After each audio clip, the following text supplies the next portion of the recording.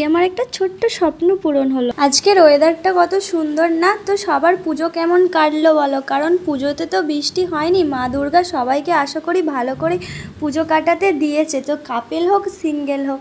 তো আজ গিয়েছিলাম আমি একটা ছোট্ট আমার স্বপ্ন পূরণ করতে। তো চলো তোমাদেরকে সেই কথাটাই বলি।